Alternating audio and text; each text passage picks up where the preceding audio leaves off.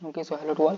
आज हम पढ़ने वाले हैं प्रोपोर्शनैलिटी एंड कांस्टेंट का। बेसिकली आज हम पढ़ने वाले हैं पार्ट 2। ठीक है, समझो पार्ट 2 पढ़ने वाले।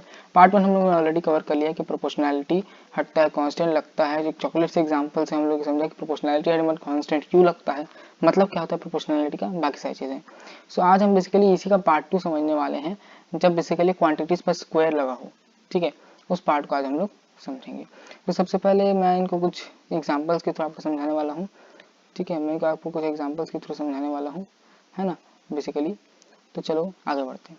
सबसे पहली चीज मैं पेन ले लूँ। ओके, सो अभी जरा यहाँ पर देखो, अगर मैं सपोज लिखता हूँ कि a is directly proportional to b, इसका ये मतलब है कि a अगर 1 टाइम्स बढ़ेगा तो b भी 1 टाइम्स बढ़ेगा। ठीक है, लेकिन अगर मैं ऐसा लिखूं कि a, है ना, a is directly proportional to b का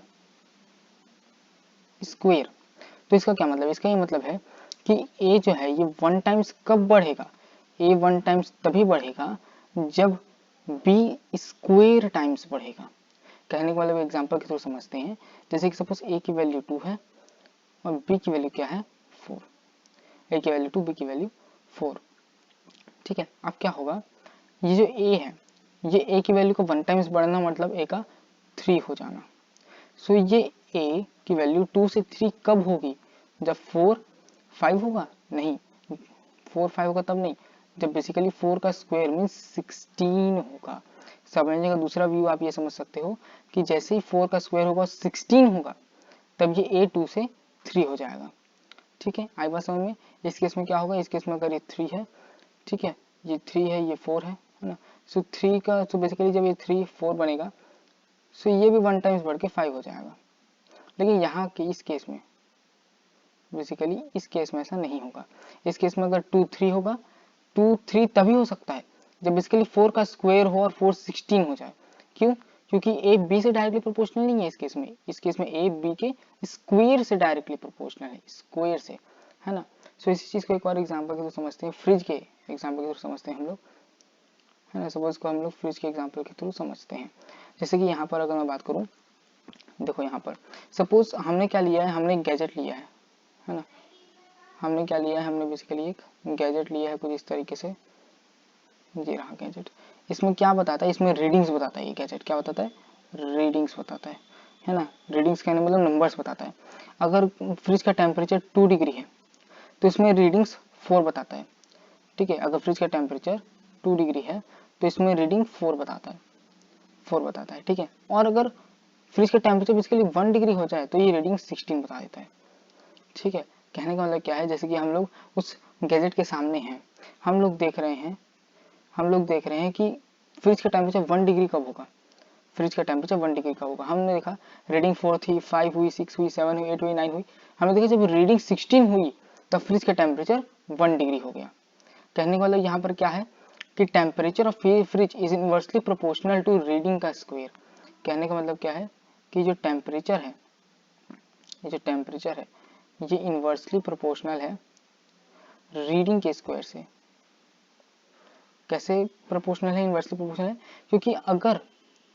क्योंकि ये जो टेम्परेचर है ये 2 डिग्री था शुरुआत में, ये क्या था 2 डिग्री। अब ये 2 से 1 तभी हो सकता है जब ये बेसिकली 4 से 16 हो। कहने का मतलब आर स्क्वायर, आर की वैल्यू बेसिकली अगर 4 है ना, आर की वैल्यू अगर 4 है तो अगर जब तक ये 4 16 नहीं हो जाता, जब तक ये 4 16 नहीं हो जाता तब तक टेम्परेचर 1 डिग्री नीचे नहीं गिरेगा, 1 डिग्री नीचे नहीं गिरेगा। इसका मतलब क्या है कि टेम्परेचर का 1 डिग्री नीचे हो जाना कब होगा, जब बेसिकली इस 4 का स्क्वायर हो के ये 16 हो जाए, रीडिंग जो बता रहा है। ठीक है, ये जो रीडिंग बता रहा है वो। इतनी बात क्लियर हो गई? बहुत बढ़िया, एक बार समझा देता हूँ मैं। बेसिकली टेम्परेचर जब 2 डिग्री था तब रीडिंग 4 बता रहा था। हम लोग देख रहे थे कि 1 डिग्री कब होगा। हम लोगों ने देखा कि 4 + 5 हुआ, 6 हुआ, यहाँ रीडिंग बता रहे हैं ना, 5 हुआ, 6 हुआ, 7 हुआ, 8 हुआ, जब 16 हुआ, जब इसकी रीडिंग 16 हुई तब वो फ्रिज का टेम्परेचर 1 डिग्री हुआ। कहने का मतलब क्या है कि फ्रिज का टेम्परेचर इनवर्सली प्रोपोर्शनल है रीडिंग के स्क्वायर से, फिर इसका टेम्परेचर इनवर्सली प्रोपोर्शनल है रीडिंग के स्क्वायर से। ठीक है, रीडिंग का स्क्वायर मतलब रीडिंग जब स्क्वायर टाइम्स बढ़ता है, रीडिंग जब स्क्वायर टाइम्स बढ़ता है तभी टेम्परेचर एक नीचे गिरता है। रीडिंग जब स्क्वायर टाइम्स बढ़ता है तभी रीडिंग एक नीचे गिरता है। ठीक है, सो ये इनवर्सली प्रोपोर्शनल खेल। इनवर्सली प्रोपोर्शनल मतलब एक बढ़ेगा दूसरा घटेगा।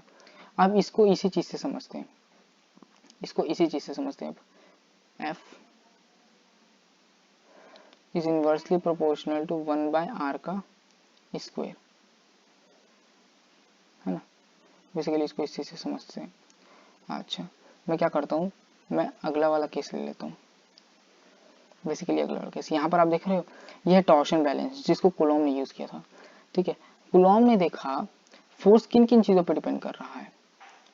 ठीक है, कूलॉम ने इसी को ऑब्जर्व करने की कोशिश की। कूलॉम ने ये देखा कि बेसिकली ये चार्ज्ड बॉल है जिसको रब करके हम अंदर लेके आए थे ना, ये चार्ज्ड है, ये भी चार्ज्ड है। इन दोनों के बीच में जब ये दोनों में बेसिकली कूलॉम ने क्या नोटिस किया पता है कि force is inversely proportional to 1/r का स्क्वायर। 1/r का स्क्वायर मतलब क्या इसका, उस केस की जैसे सेम पिछला केस जो मैंने समझाया सेम वैसा ही है, ध्यान से सुनते रहना बस। फॉर एग्जाम्पल के समय बताता हूँ, वही 2/4 वाला एग्जाम्पल लेते हैं। सपोज फोर्स 2 न्यूटन दिखी कूलॉम को, सपोज कूलॉम को 2 न्यूटन फोर्स दिखी। कब, जब ये जो डिस्टेंस है, जब ये डिस्टेंस 4 था, जब ये डिस्टेंस 4 था। कूलॉम अंकल जो है बढ़ाते गए डिस्टेंस 5, 6, 7, 8, 9, 10 वो देख रहे थे कि फोर्स कब 1 न्यूटन हुई। उन्होंने देखा कि जब ये फोर्स मतलब सॉरी जब ये रेडियस 16 हुआ, ये 16 के अप्रोक्सीमेट हुआ, तब ये 2 न्यूटन 1, तब ये 2 न्यूटन का फोर्स बेसिकली 1 न्यूटन में बदल गया। 2 न्यूटन का फोर्स 1 न्यूटन में बदल गया, मीन्स फोर्स कम होके 1 न्यूटन हो गया।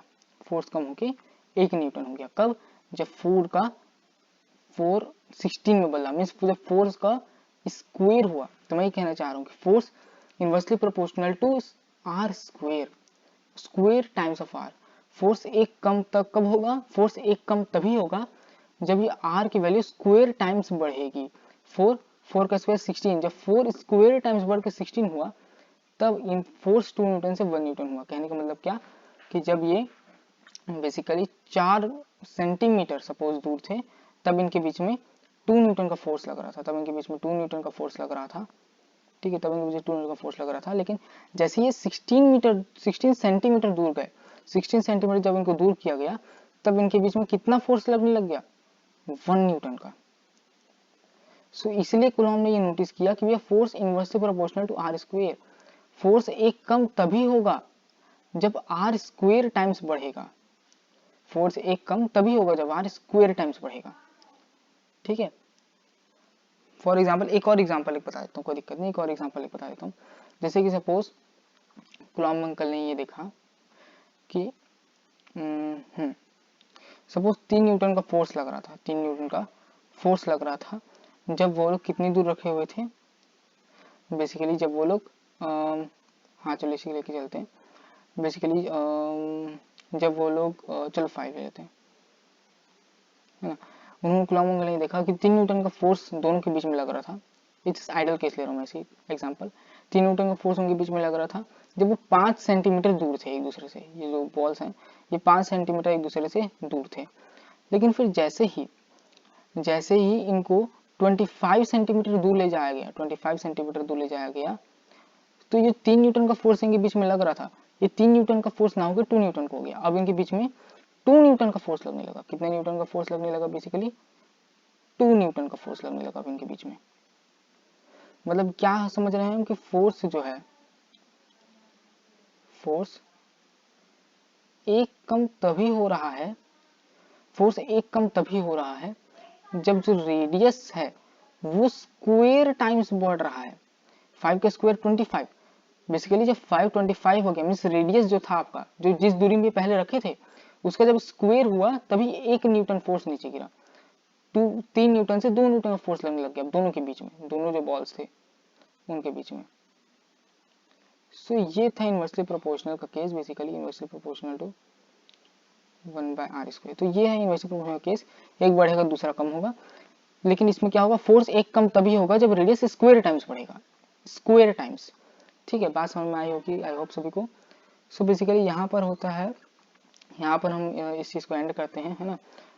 अच्छा, अब देखिए हम नेक्स्ट वीडियो में क्या क्या डिस्कस करने वाले हैं। बेसिकली नेक्स्ट वीडियो में हम केमिस्ट्री अगर वीडियो बनाते हैं तो वाई ग्लाइसिनोज सूडो सॉलिड बोर्ड में बहुत ज़्यादा क्वेश्चन आते हैं इससे, है ना। नेक्स्ट टॉपिक होगा फिजिक्स का प्रोपोर्शनैलिटी टू प्रोडक्ट। बेसिकली हम आर स्क्वायर वाला डिस्कस किए, इनवर्सली प्रोपोर्शनल टू, ये वाला डिस्कस करेंगे अगली वीडियो में, ठीक है। और उसके बाद Coulomb's inverse square law. So basically thank you and subscribe to my channel. Please like, comment, share and subscribe. Okay, goodbye.